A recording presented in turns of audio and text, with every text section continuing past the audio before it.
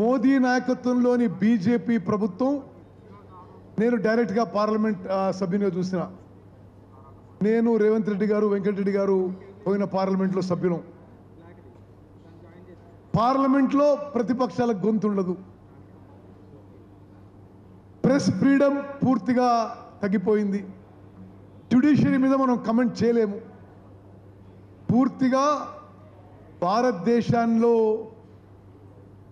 మతపరమైన విభజన సృష్టించి రాజకీయ లబ్ధి పొందాలని, అదేవిధంగా అన్ని రకాలుగా స్వాతంత్రాన్ని ప్రజాస్వామ్యాన్ని అణచివేసే ఈ ధోరణిలో ఈ సమయంలో కాంగ్రెస్ పార్టీ